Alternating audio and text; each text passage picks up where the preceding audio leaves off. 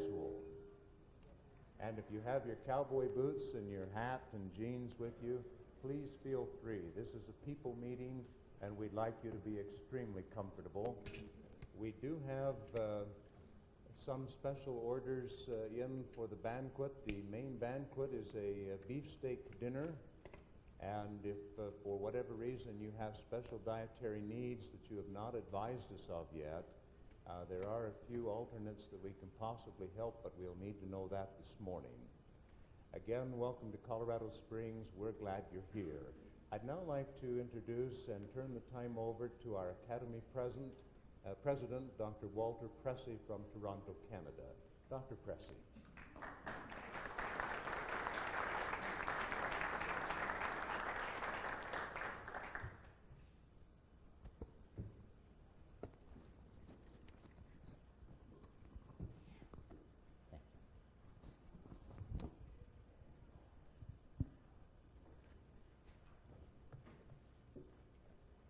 Thank you, Mr. Chairman.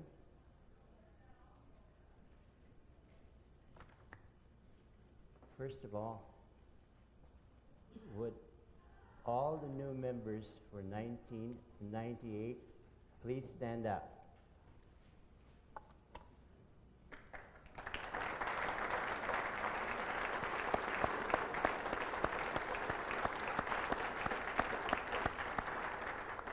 Thank you, ladies and gentlemen.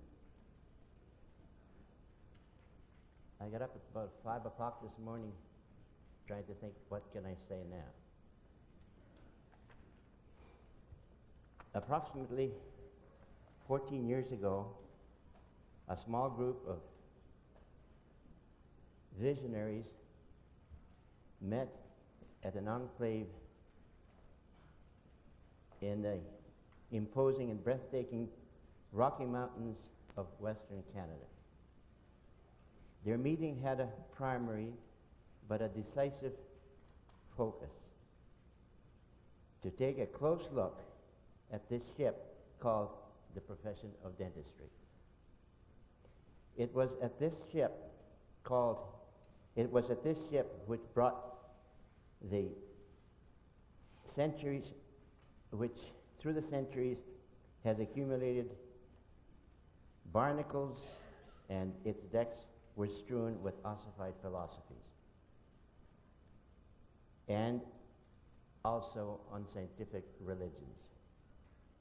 With apprehension, with anxiety, and uncertainty, but with boldness, they decided to steer the ship into uncharted new waters. But this ship had to have a name.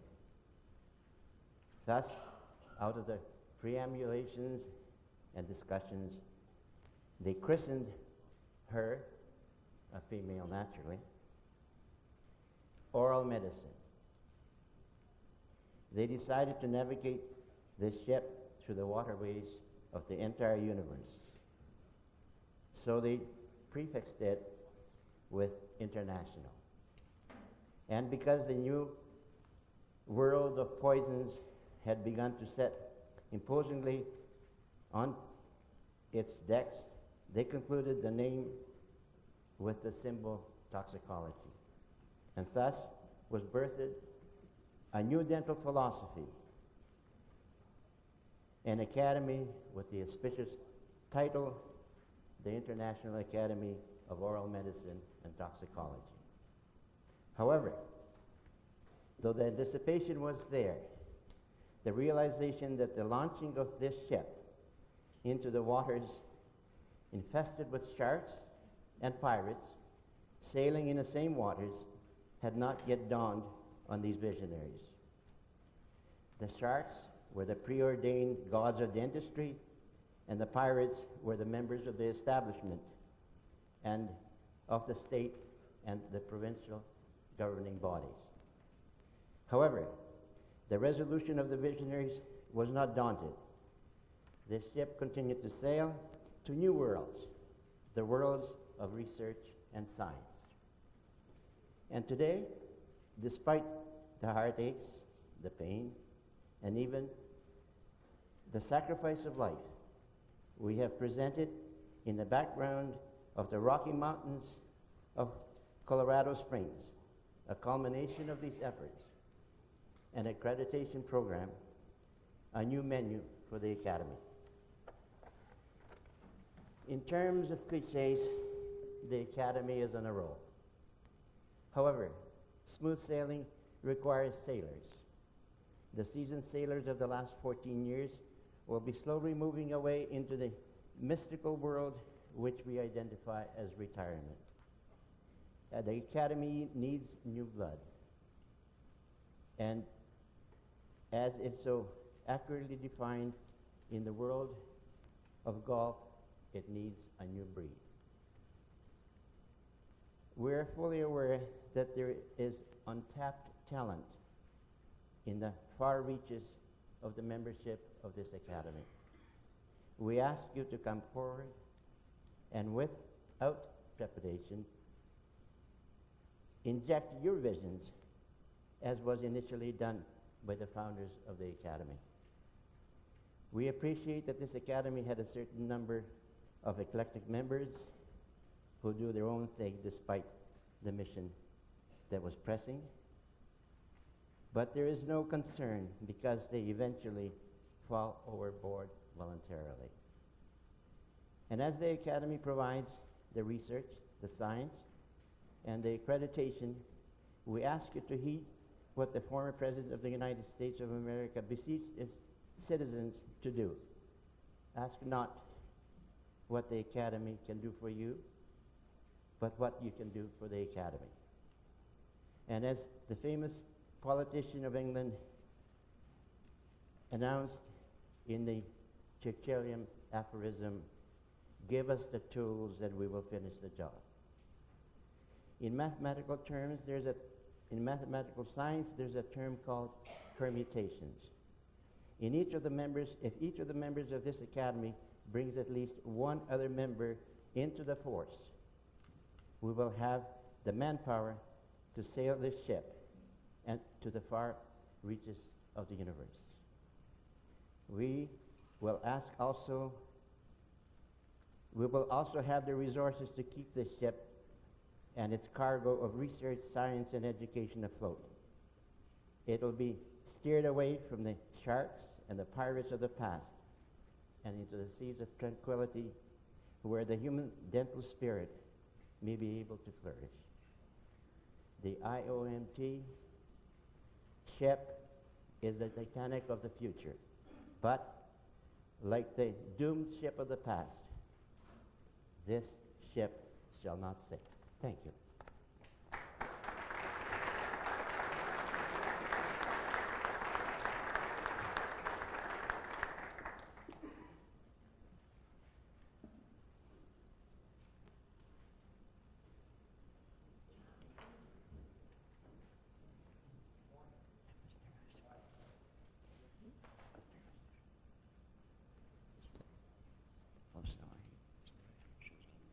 Yeah, you're still on. What's your conversation, Walter?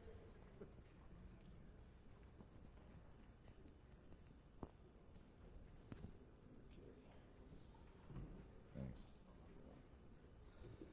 Good morning and welcome. My name is Rich Fisher, for those who don't know me, and I'm your program's chairman. I think we have a great show for you this weekend and some great information from great speakers. I would like to just announce that there will be a couple of minor changes in sequence from the schedule that you have in your hands, but we'll be starting off as was planned. Our first speaker today comes from Sweden, Dr. Mats Hanson, who has a PhD in zoobiology, and I remember talking with Mike Ziff a while back, and I was telling, as I introduced someone to Mike, I think everybody here probably knows Michael, I said to the person that Mike is probably the most knowledgeable person on the planet insofar as knowing the research about mercury toxicity. And Michael, as he's very inclined to do, corrected me and said that maybe he's the most knowledgeable one here in North America. But in the world, probably Dr. Mats Hanson would be the guy who knows most, more than anyone. And certainly we've seen this from this fine gentleman.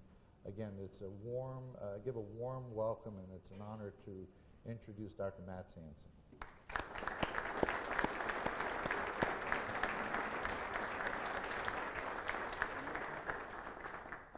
You want to plug it in? Thanks.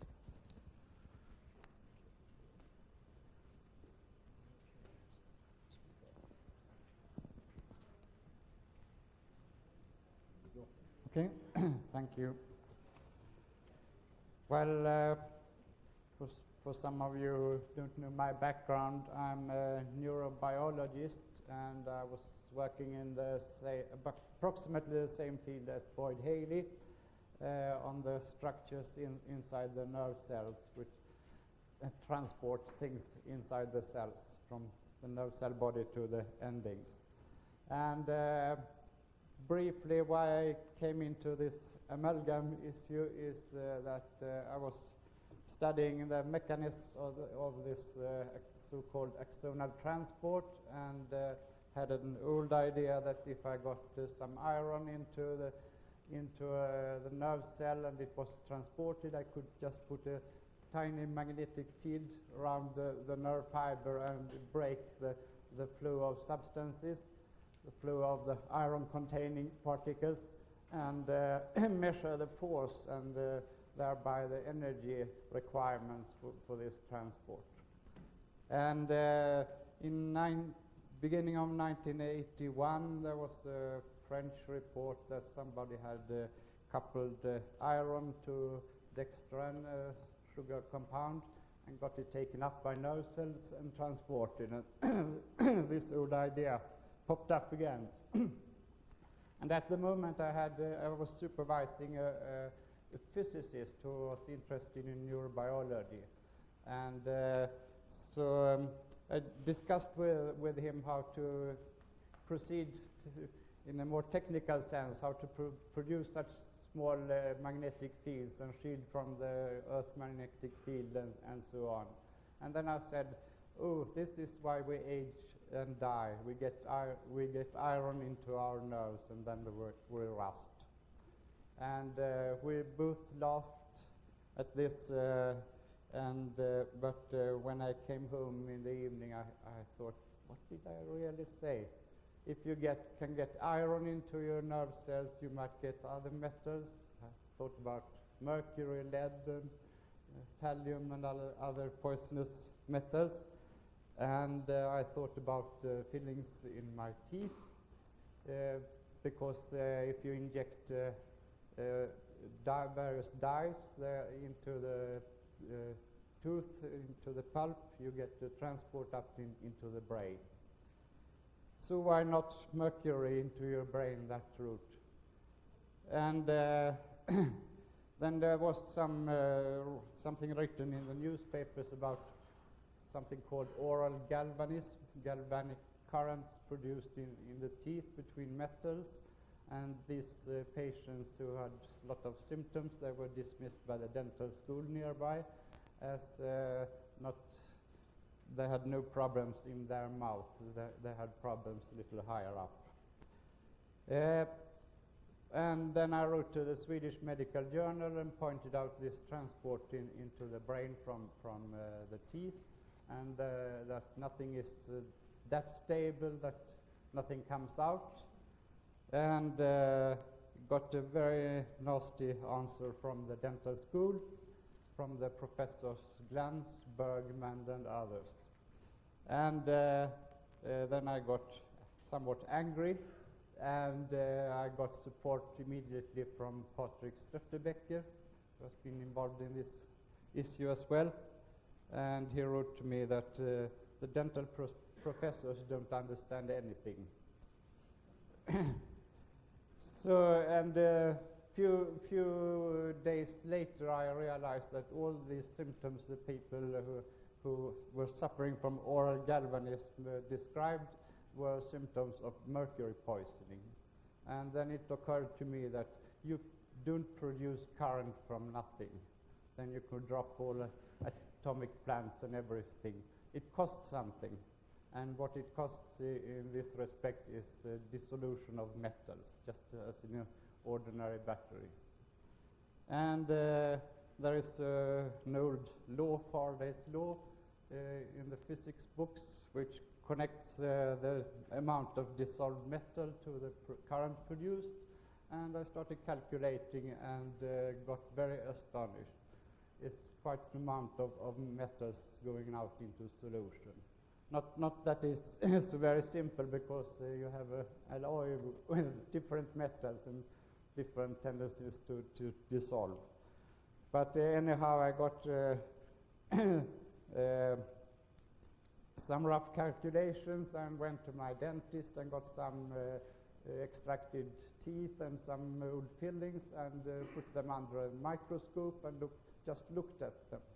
And what the dental professors had said that amalgam was so stable that not with even modern physical and morphological analysis you could detect any dissolution at all, not even for decades, according to Bergman and Glantz. I immediately saw that this was not true. And a rough calculation on the depth of the corrosion on the surface of the fillings gave me an approximate estimate of the exposure for mercury you get from amalgam fillings, and that was about correct. You get from tenth of micrograms up to several hundred micrograms per day, various routes, evaporation, swallowed, and so on. So that was how it started, and I realized that if you're going to win this, I was dead sure I was completely right. I thought I had made a marvelous discovery, but I soon found that when I got some of the dental literature, I got a dissertation by Frykholm from 1957, and there I found references to Alfred Stock, German chemist in the 1920s and 30s. So I went to the chemical library and got his papers, and they were really a gold mine of information, for he had seen everything 50 years before. And then I wrote another letter to the medical journal and pointed out this corrosion and mercury exposure. And at the same time, I wrote to the Health and Welfare Board in Sweden, the so-called Socialstyrelsen, and asked them to start an investigation into this.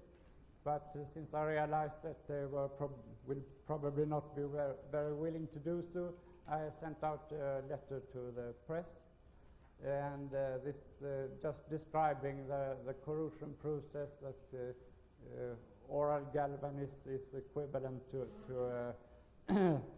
corrosion, and that the symptoms were symptoms of mercury poisoning. And this actually went out just all over Europe, and even further I got letters from Madagascar and Malaysia and other places, far off places.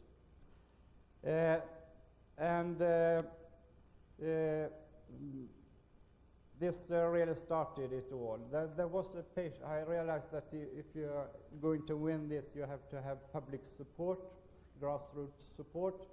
So, and there was already a patient organization. They had not realized what really was going on. They connected this oral galvanism with their health problems, but couldn't figure out what was going on. Maybe it was an electric effect, or somewhere discussing acupuncture points and things like that. What I did was to put my finger on mercury, and since a lot is known about mercury, and we just went to the library and pulled out the relevant literature and tried to disseminate this to the public and the patient organization. It was very small organization, just about 300 persons at that beginning, and they had been in operation for about 3 years. And so I volunteered to cooperate with the organization, and eventually I got head of the organization, and we quickly grew.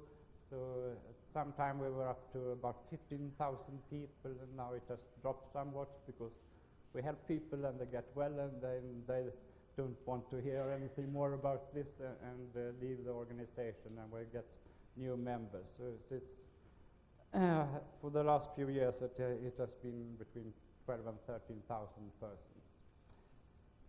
And these are not just persons, laborers and unskilled people. All persons from all parts of society, including politicians. And if you can manage, I suggest that you should put some amalgam into politicians and get them sick, because then they will help you to get well again. You have to really understand this. You have to have been poisoned yourself. I have not been very much poisoned, but when I got my feelings out, I realized I had really been poisoned, but at a low grade. So we have had many persons in the government and various civil service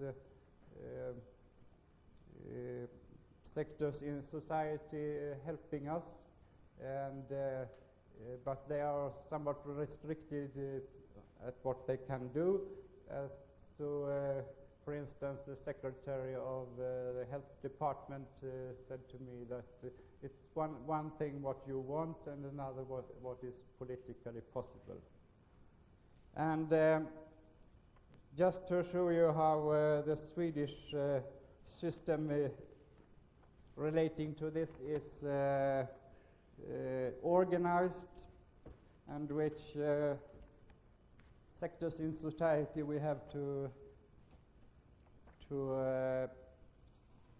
deal with. We have Swedish Parliament. Just is about 350 persons, and quite a number of mercury poisoned members of Parliament, and including the deputy chairman of the Parliament, Görel Thedin. She has been a minister in the former government.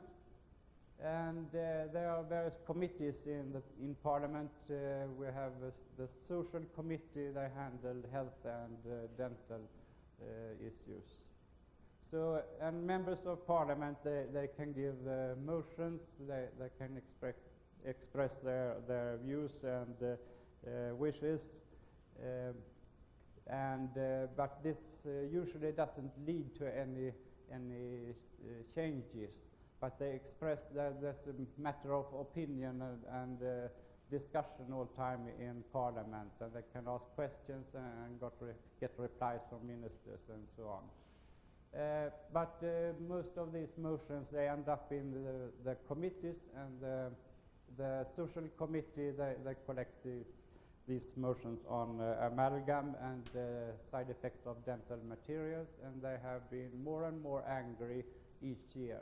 The committees, they are also composed of some members of parliaments, of course, but they have representatives from the various parties in Sweden, and there's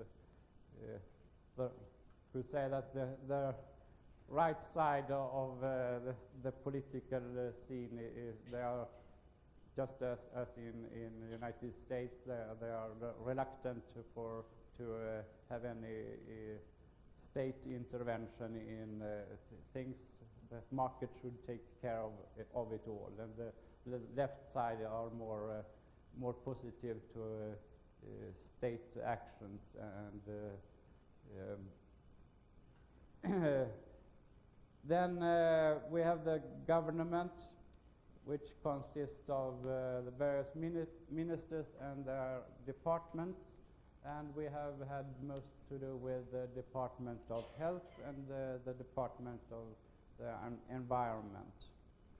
And then we have, since a few years, Sweden is the member of the European Union, and European Union laws, they are above the Swedish laws. So you cannot do anything which is against the European Union laws. And how European Union operates, it's quite obscure, as I have indicated. Who decides there is completely unclear. They have committees and a lot of bureaucrats who handle things, and it's very, very difficult to get insight into their ways of decision. I have been to Brussels once, and will probably go once more this autumn.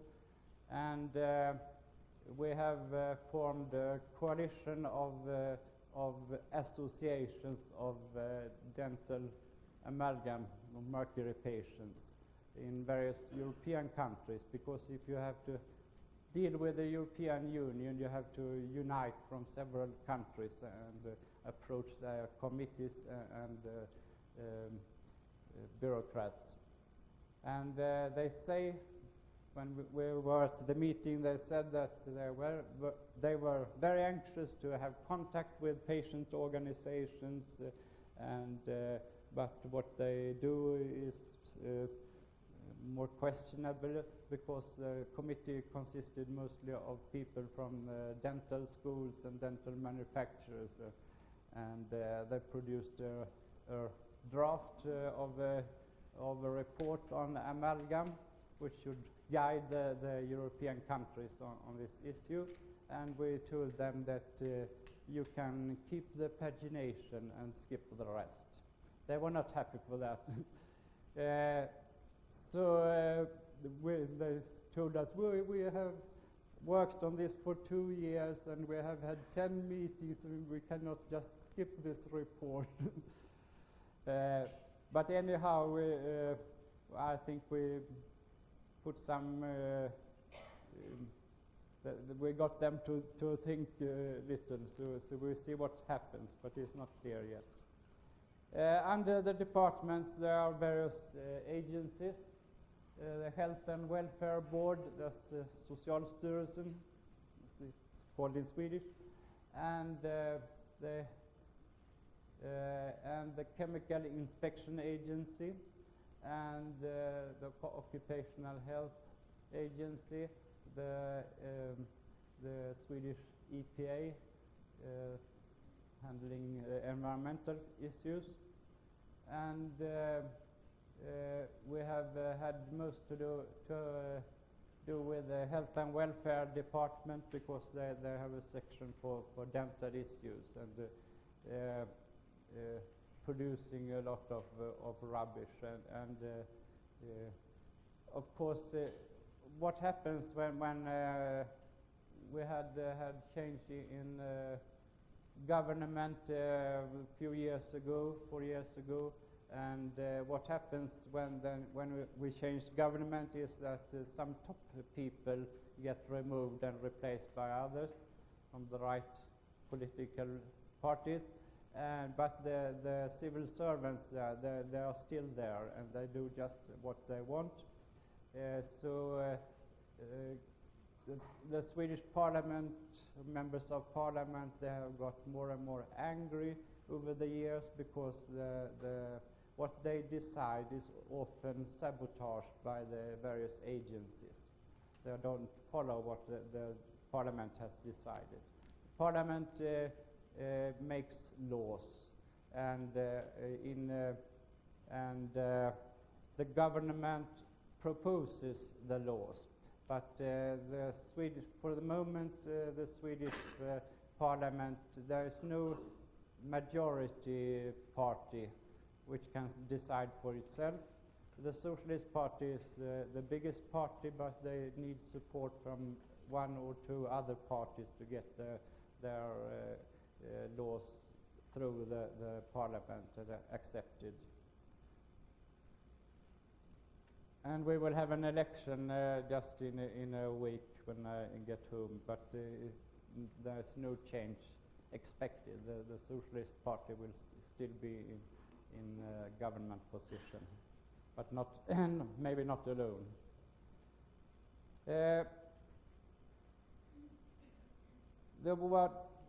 Regarding amalgam and mercury, it's not quite clear which agencies should handle this. When it comes to health matters, it's clearly the Health and Welfare Board. But since mercury is a chemical substance, it also falls under the Chemical Inspection Agency and the Environmental Protection Agency.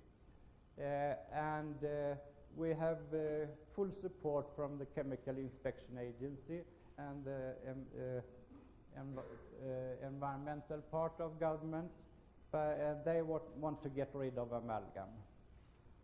But they cannot, have no direct influence or cannot directly tell the Health and Welfare Board what to do. So they just try to go around the health issues about this. But anyhow, we have good support, and regarding amalgam and mercury, it's phased out in the whole of Europe. Sooner or later, it has been delayed, so they say now year 2004 or something like that, most of the mercury use should have ceased, but it has been delayed several times. But Sweden had, when Sweden joined the European Union, we had exceptions for our stricter environmental laws, and including the use of mercury.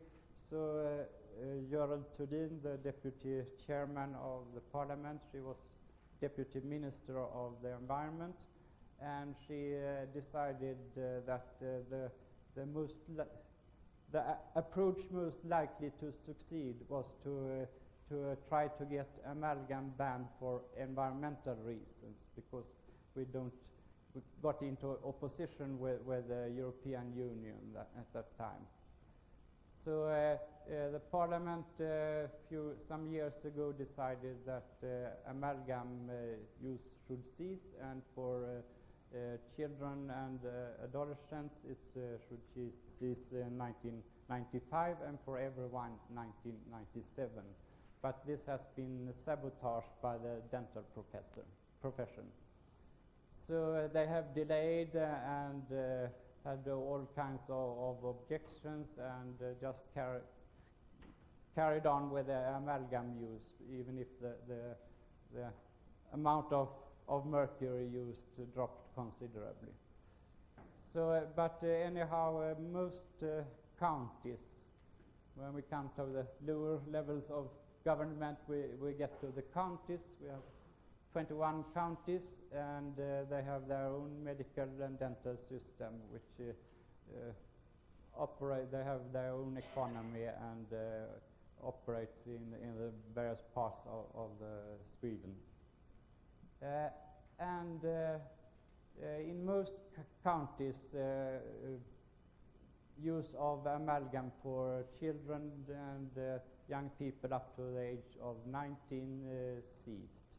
So many of the counties haven't used it for several years at all.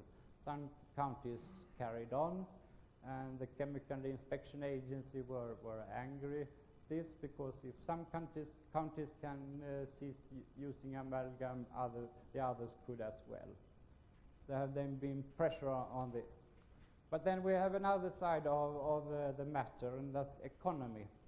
Because as you might know, there has been economic recession in Sweden, and we have had economic problems. There was a crisis, and the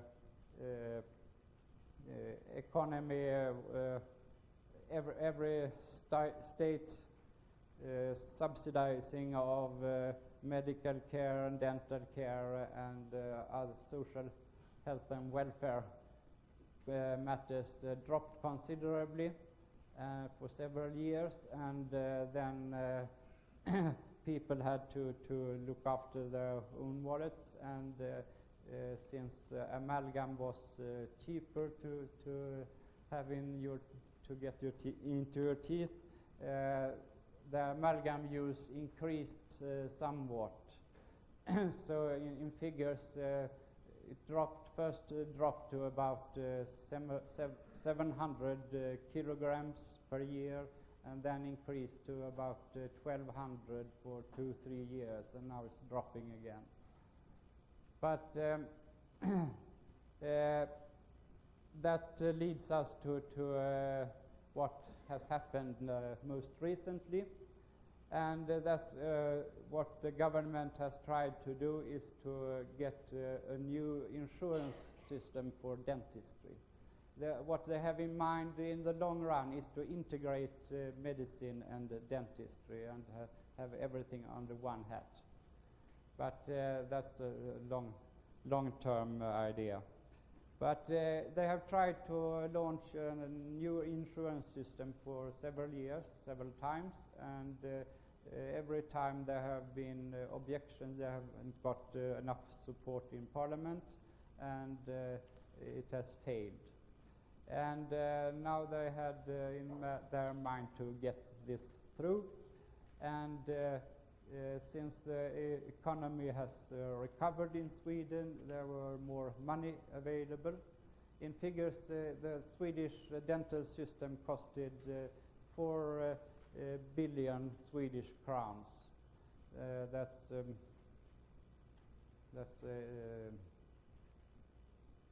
$500 million each year for a Swedish population of 8 million. And that included free dentistry for young people, and subsidizing dentistry for the rest of the population. What happened now was that the Swedish the economy recovered, and there was more money available. So the insurance system, they had dropped to about a quarter of the former figure of $500 million for some years, and now it will be restored to about 3/4 of what it was before the crisis started.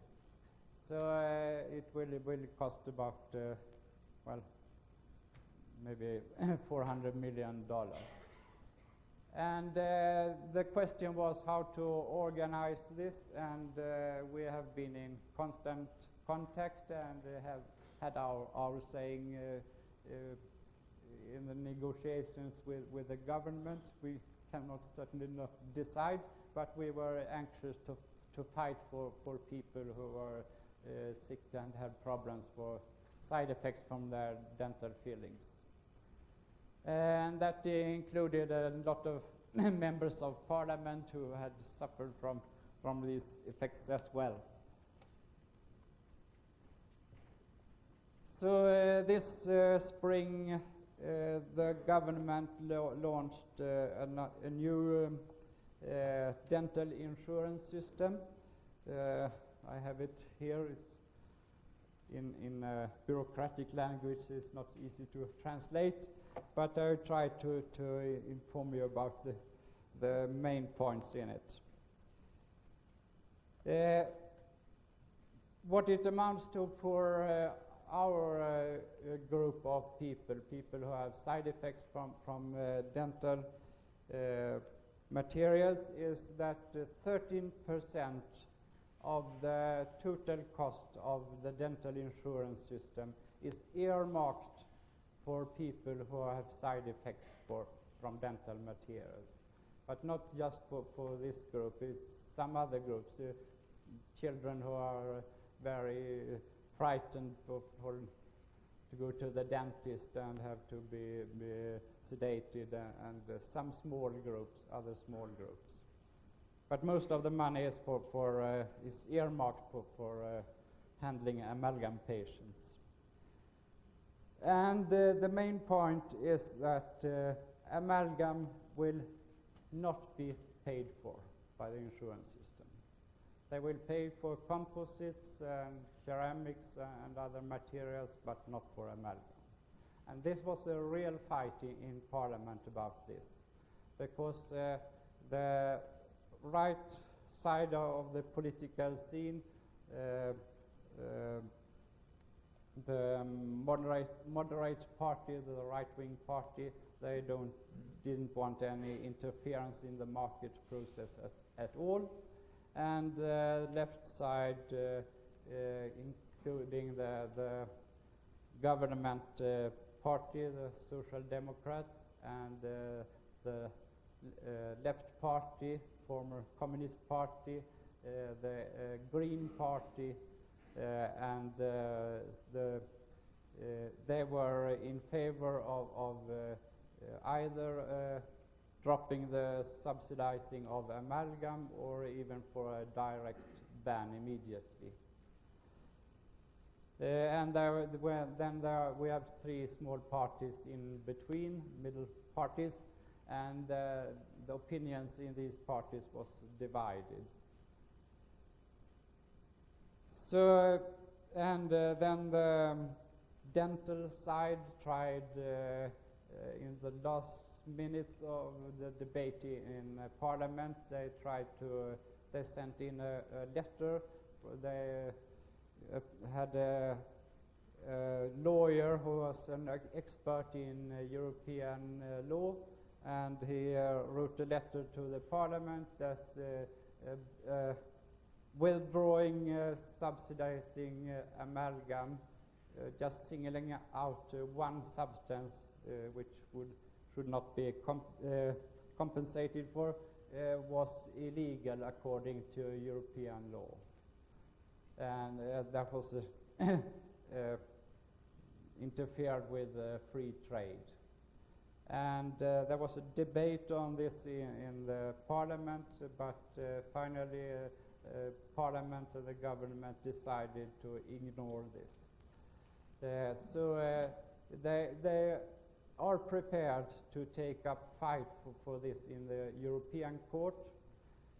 If some company selling amalgam wants to go to the European court and claim that this is a hindrance of free trade, the Swedish government is prepared to take up fight in the European court.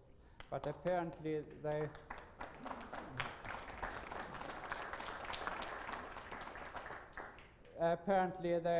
they thought that the developments, we sent in everything we got in last minute, for instance, some stricter regulations in France and England. So what they saw was that this was a trend going on, that there was opposition against amalgam everywhere, and that amalgam anyhow was being phased out sooner or later.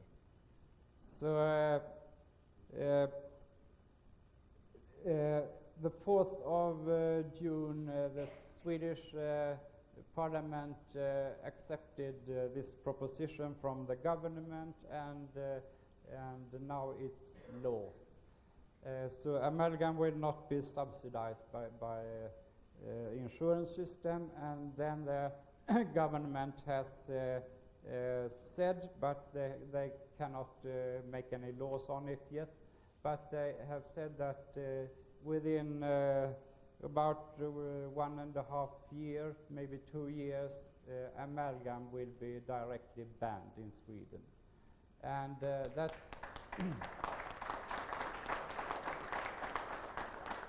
they have promised this several years ago, that it should be banned in 1997, that didn't happen. So you have to be a little skeptical all the time, but what they have done, what the secretary of the Department of Health, she said that she was behind this, is that they have some negotiations in the committees in Brussels and with the European Union, and got an addendum to the laws about what you call it, dental material, Medical and Dental Devices Act, which is a European act and applies to all European countries in the European Union. And the addendum will be that any country which has objections to some substance or device has the right to stop its use in its own country. Cannot impose this on other countries, but can stop it for instance, we can stop amalgam in Sweden. Of course, you have to have reasons for this, and this will then be for health reasons, because amalgam releases mercury. Mercury is toxic, and we don't want the population exposed to mercury. So this time it will not be for environmental reasons, but for health reasons. And I asked the committee in Brussels when we were there, and they confirmed that this was indeed in the legislative procedure. So this autumn there will be this addendum to the Medical Devices Act, and then it takes some time. It takes up to 18 months after something has been decided on until it is in full effect. But then Sweden can directly ban amalgam. And this goes in line with the other things Sweden has done on mercury. They are trying to get rid of mercury use in every aspect of society. And so we, for instance, we have where all places where they have crematoria, they are installing selenium filters and trying to get this less expensive. They are trying to centralize the cremations to get bigger units where it will be cheaper to install the filters. And thermometers with mercury, they are not on sale in Sweden. They have withdrawn them from the hospitals, and they have encouraged the population to handle over their mercury thermometers to the pharmacies, and then you can get the electronic one cheap.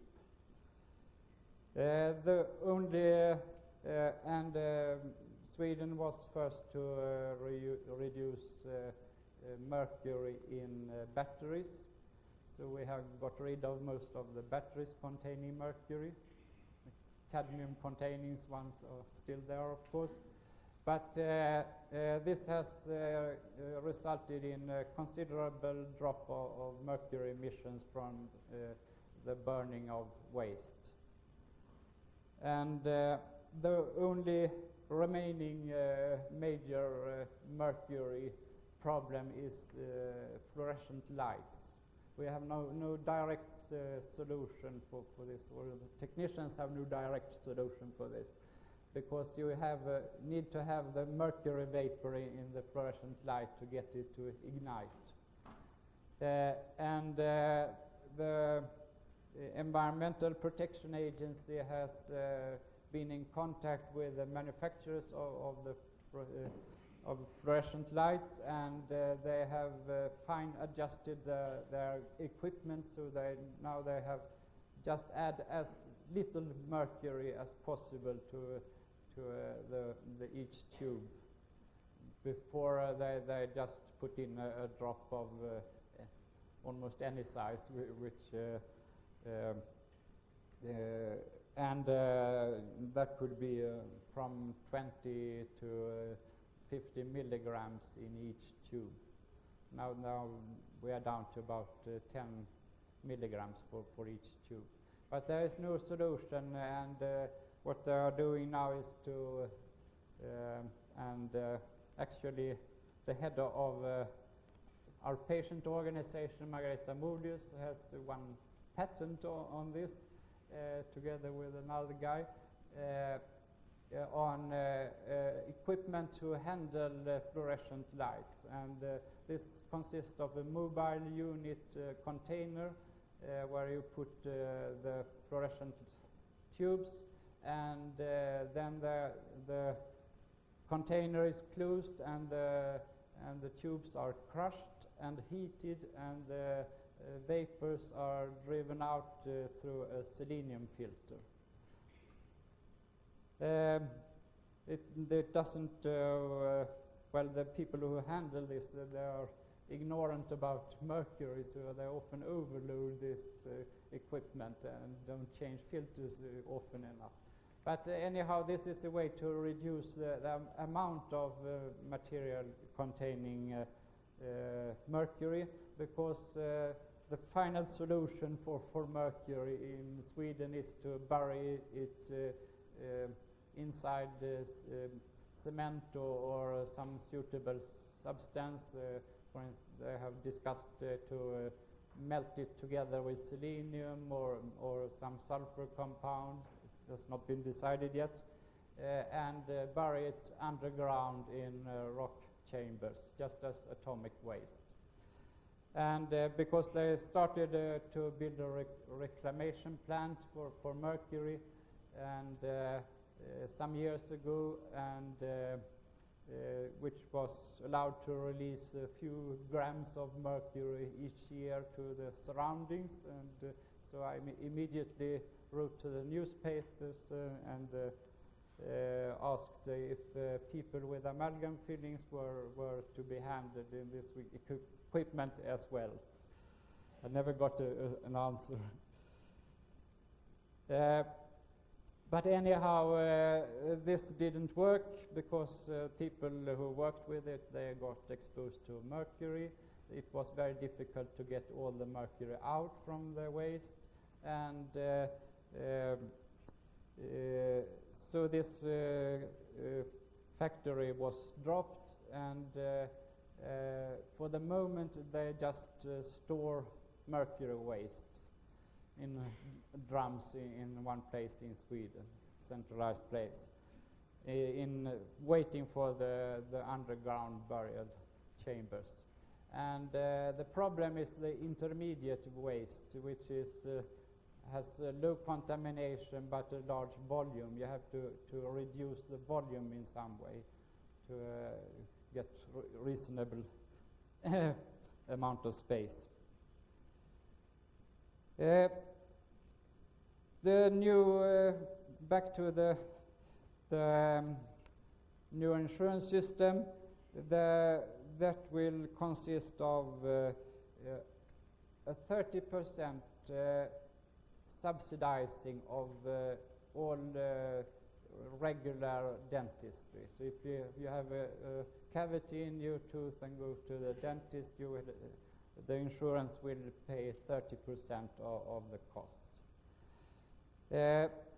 For children and young people up to 19, it will be completely free.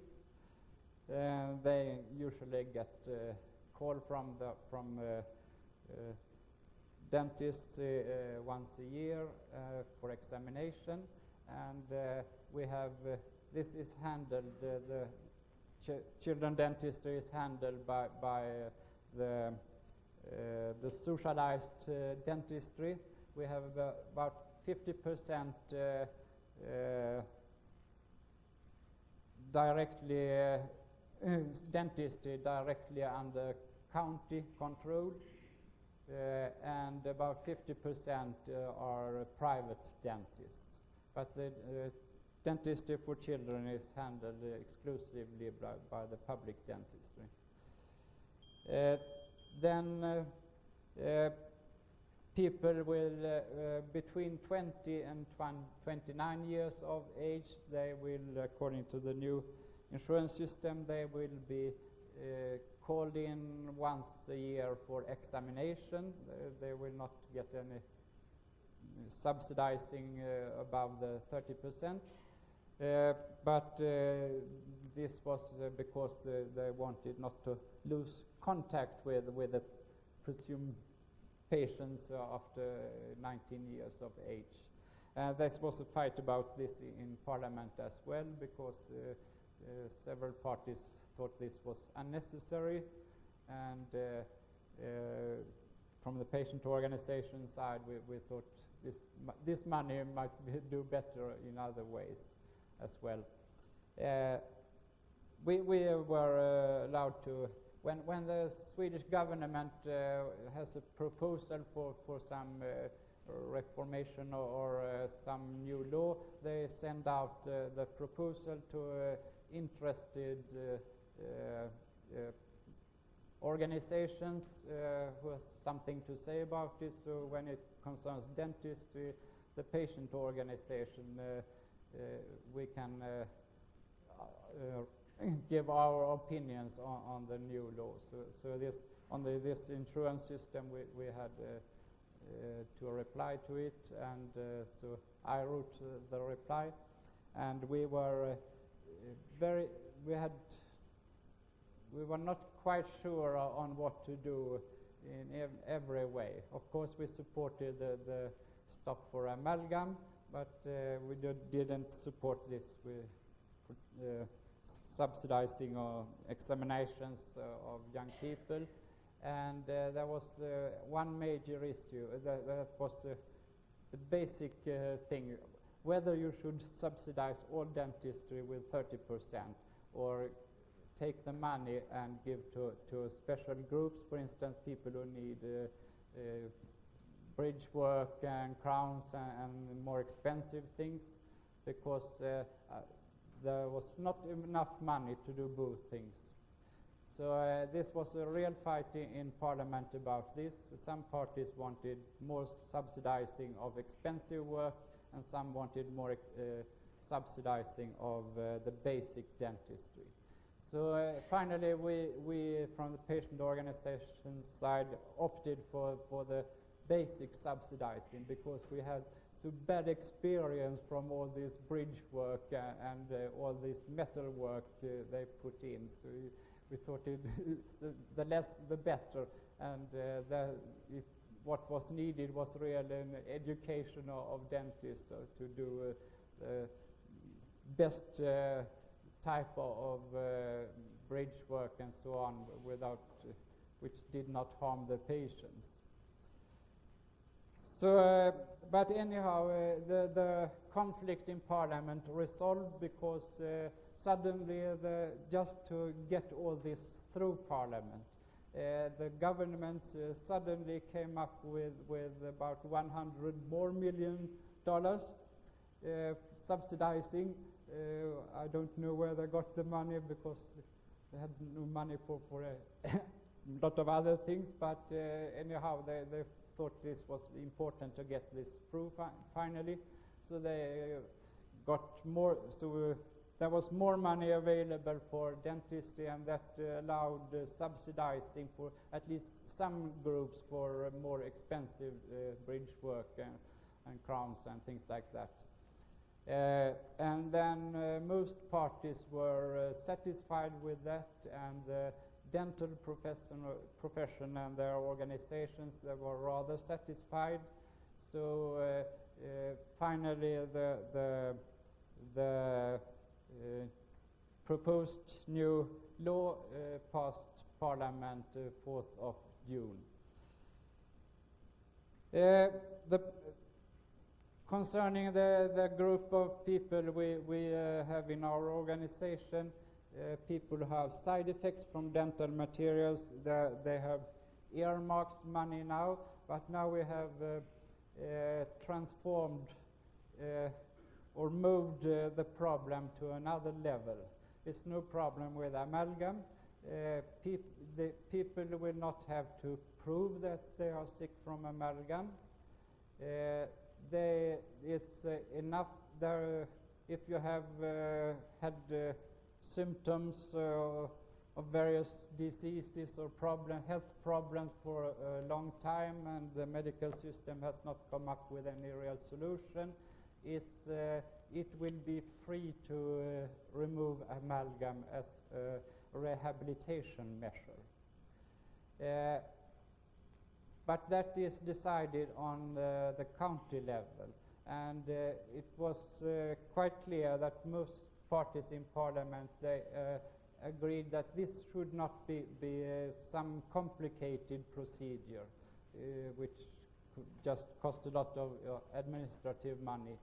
But that in principle this should be an agreement between the patient, the patient's dentist, and the patient's doctor. The doctor for just checking that there were no other serious problems which needed immediate treatment, cancer or other things, and that removal of amalgam could be tried as a method of alleviating health problems.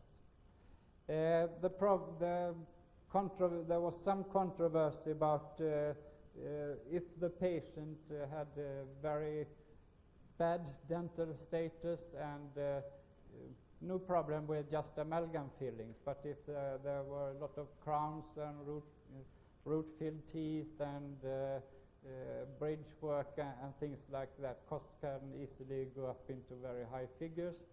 So there was some concern about not letting the costs skyrocket, and there will be some sort of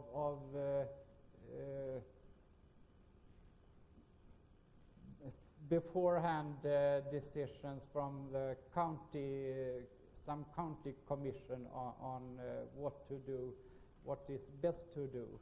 But it's said that this should not be a hindrance for removing amalgam or presumably materials which caused health problems.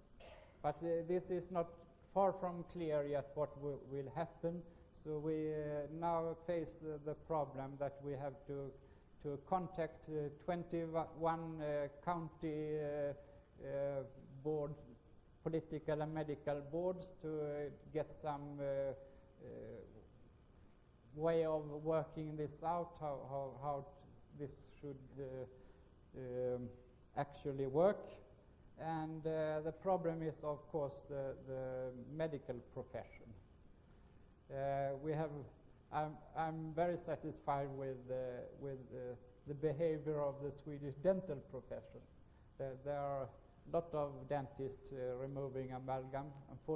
Unfortunately, some of them do it in the bad way and expose the patient very much, but most try to do their best. But I'm very disappointed at the behavior of the medical profession, because they seem not to at all to be interested to get their patients well. So we will face the medical profession at the county level, but we have the politicians in the counties behind us. So in the county where I live in southern Sweden, we had a meeting a few weeks ago with the county politicians, and they agreed that this should work, and several of them said that they had relatives or acquaintances who had been ill from amalgam and recovered after they had removed it, and we will have start some committees or groups in each county, hopefully, at least in where I live will be one, where we will be represented, and there will be dentists and doctors and the politicians represented to try to handle all this. But how it should be handled and how it will work out, it's far from clear. Not yet. The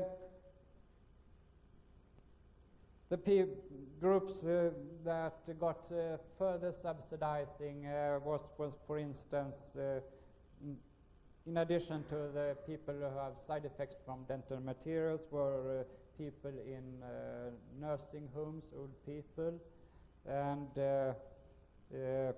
people with long-lasting diseases, people with rheumatism or other people where you could not directly at least relate it to side effects of dental materials.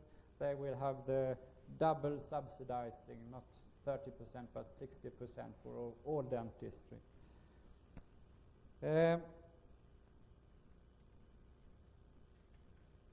The problem for some in our groups will be the people who have need of more extensive repair work with bridges, hopefully of inert materials, of plastic and ceramics.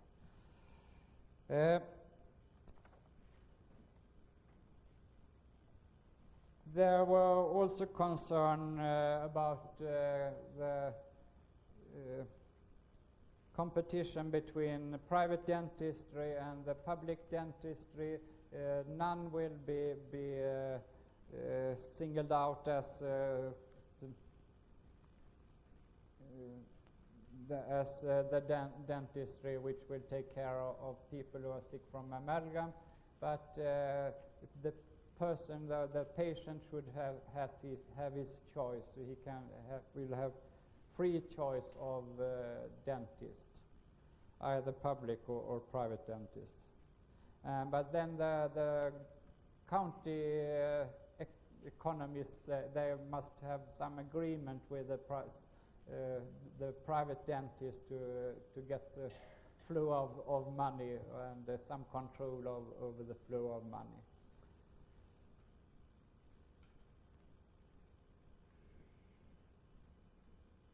Yeah. Then what helped very much just about the time this was discussed in Parliament was the Research Council. We have several research councils in Sweden. We have an infamous one, the Medical Research Council. They staged a fake amalgam conference some years ago, and they had done other things. For instance, they had just divided up the research money between them, the board of the Medical Research Council, and other researchers, medical researchers got angry, and finally the board was dismissed and new one appointed. But anyhow, you shouldn't think that just because you get rid of the top person, you get rid of all the corruption. So they don't behave quite well yet. But then we have another research council. It's called the Research Council for Planning and Coordination of Research. They handle some very expensive projects for instance, CERN, the European accelerator in Switzerland, and astronomical projects, and Swedish cooperation with the European Space Agency and so on. So they have a lot of money, but they are not directly involved in small medical and toxicological projects. But anyhow, several of our politicians, they had approached the Minister of Education, who is the top person in charge of this research council, and got him to understand that the amalgam issue was not something which was resolved with ordinary scientific means by discussion in medical and dental journals, but needed something else. And they have a long tradition of seminars and printings, small booklets about various problems where everyone has his say. So all opinions are mirrored in these booklets and at the seminars. Everyone is allowed to say what he wants. So they staged a number of conferences in Sweden, and for instance, Richardson was invited in Canada, and Echeverria was there, and myself was there, and various other persons. And there was a lot of discussion, and they had given the task of making a risk evaluation. They listened to what Richardson had to say, but they had given the task of making a risk evaluation to Mats Berlin. I don't know if you're familiar with his name, but he has been the chairman of the Commission for Mercury at the World Health Organization, and written a lot of books about mercury. He has been professor of hygiene at the University of Lund. He has made a lot of animal experiments, including on monkeys, and found the effects of very low levels of mercury, methyl mercury, and mercury vapor. And then they had a press conference immediately after the last conference, and Mats Berlin stated that the risk with amalgam was unacceptable,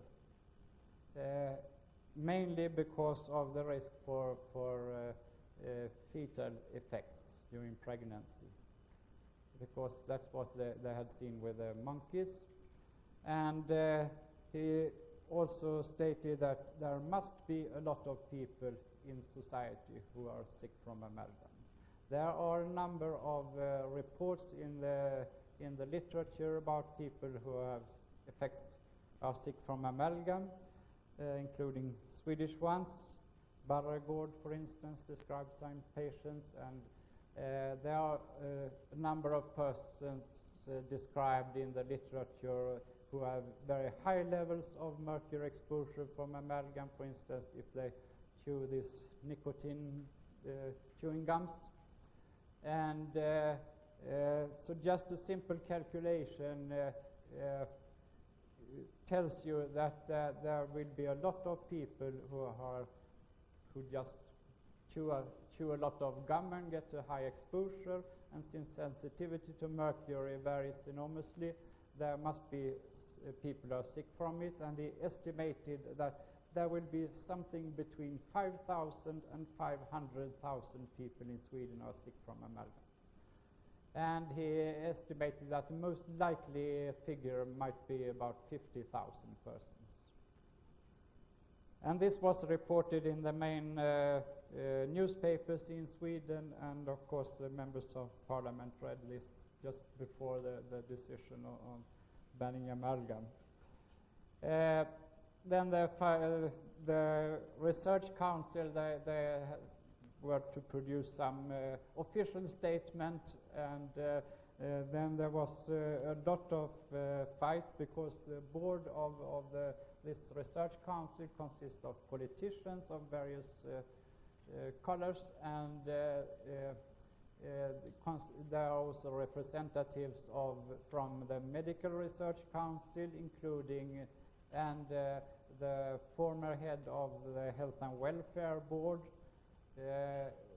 was also there on this board, and so they thought from the beginning that they should get a statement in about one afternoon, and then they had to continue for several days, couldn't get out a statement, and then they went home and continued by phone and fax, and finally came out with some very obscure statements that there are probably some people who are sick from amalgam, but you don't know for sure, and so on. But the real thing was the statement earlier by Mats Berlin. So, and now we have tried to get him on our side. Fredrik Berglund, who is both on the IAOMT Sweden and in the patient organization. He is honorary member of the patient organization. He invited Berlin home for dinner and prepared him. And Fredrik Berglund get the scientific information, everything new which appears he get from me. So the information goes some ways around like this. But anyhow, Berlin has got interested in this issue, and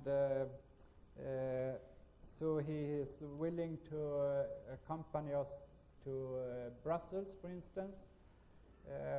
Last time we were there, I had a translation of his risk evaluation and handed it over to the European Commission, and said that we support his risk evaluation. We don't agree in every aspect, but anyhow we think this is a correct risk evaluation, and the risk evaluation the European Union has come up with, you can just put in the wastebasket. I think this had quite a lot of effect actually, because we handed it out to everyone, and not officially, there was several people in the commission approaching us and said they had just the same opinion as we had on amalgam, but the dental side was so strongly represented that they had no saying in the issue.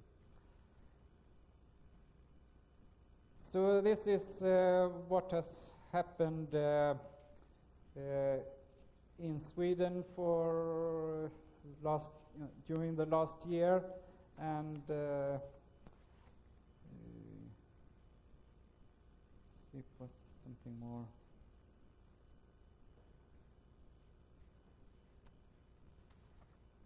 Well, there have been discussions on some centers for taking care of groups of patients, and there will be two for some diseases, Sjögren's syndrome, for instance, where people have little salivation and teeth erode, and then was a discussion in Parliament about a third center for researching side effects of dental materials, and but this has not been decided yet.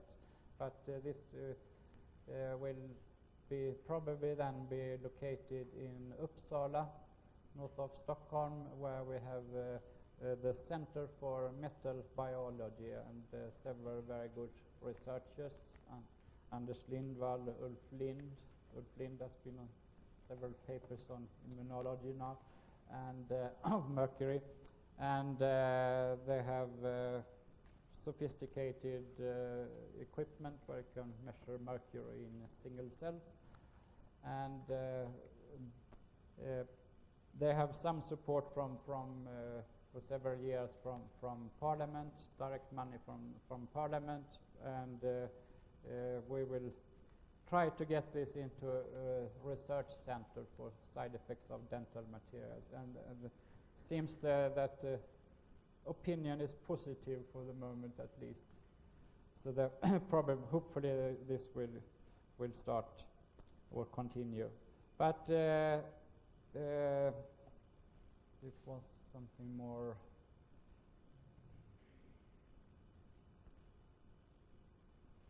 Oh, I think that adds up to what has happened in Sweden, and so if anyone wants to ask me questions, he's free. Yes. In California, as far as I know, we cannot tell the patient that the civil service should be taken out. What happens is that it comes back to us with the idea that, why didn't you tell me before? The reason is you didn't ask me. Now that seems to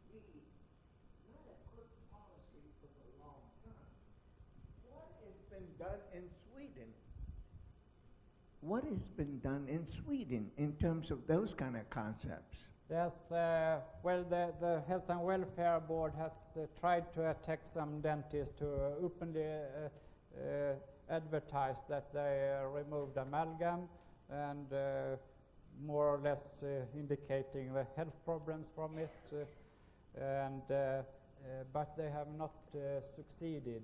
And one such case went up to the medical board. We have some, just like the boards you have in United States, we have some one central medical board to resolve or judge in issues of controversies between patients, doctors, dentists, Health and Welfare Board, doctors, and so on. They can take license from doctor or dentist.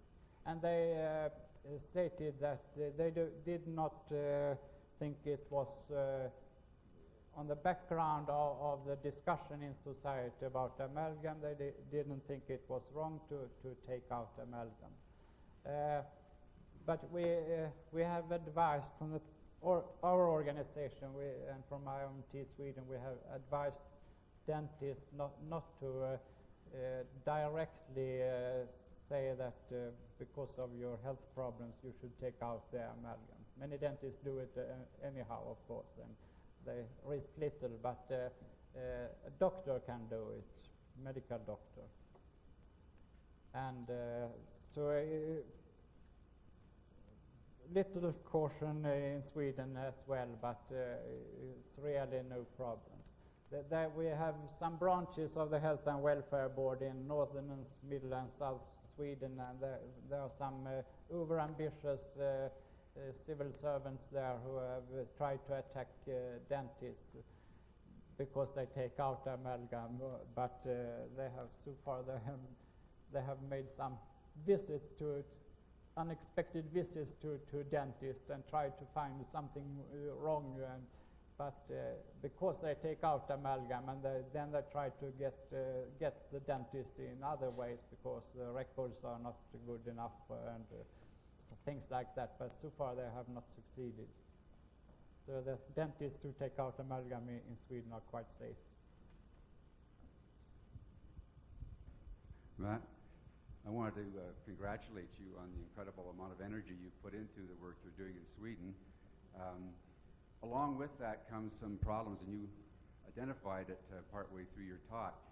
If you're having this much success and you're going to be getting subsidized removal of amalgam from patients, who's training the dentists there on proper protocol? I mean, Yes. I listened to Mark Richardson speak to a group of us, and he was extremely concerned about the submicron particles as well as the vapor that comes off of this. And if these people are being exposed to it, let alone the patient, the dentist, and his staff, there's an incredible problem here. Yes, that's a good question, and that's something for the IAOMT in Sweden. We had discussions with county politicians, and they were aware of the problem, and they said that we must have education of dentists and to get the proper removal, and education of medical doctors to recognize the health problems from amalgam. And so we went up to the Department of Education and met the secretary there, and he was very well informed on the problems, but the Department of Education, they had no direct control over courses given in local places and universities, but he promised to do what he could. But we have a positive attitude for the moment from the politicians in the counties, so that's so much I can say then, and there will be courses and education by members of Swedish IAOMT, but so far it has not been worked out. It's a new everything. Yes. one more. Is the average citizen catching on, or only the sick people? When a person goes in and the dentist wants to put mercury filling in, do they resist? Is there a growing swell? Because in this country, people say, well, it's cheaper, do that one. So, I mean, is there awareness of the people across, not just the politicians, that there is a problem? Well, almost everyone in Sweden knows about amalgam, and it might cause health problems. Not everyone recognizes that it's his own health problems. But the last, because of the economic problems in Sweden for some years, and it was cheaper with amalgam, people were more or less forced to have amalgam. But before that, the number of amalgam fillings went down like this, because if the dentist wanted to put it in, he had to argue with the patient and persuade the patient to take amalgam, and that took a lot of time for the dentist. So most dentists they suggested that we have these alternatives, and plastic fillings are preferable.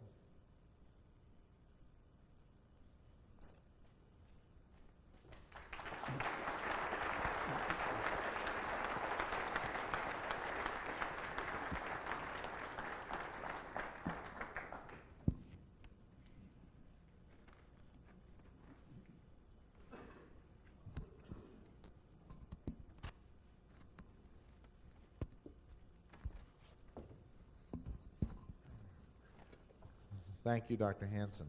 I'm told that we are all set next door for the break. Please use the next, we have about 25 minutes or so for the break. Please be back at 10:30. Please visit the exhibitors. There's some refreshments and so forth set up next door.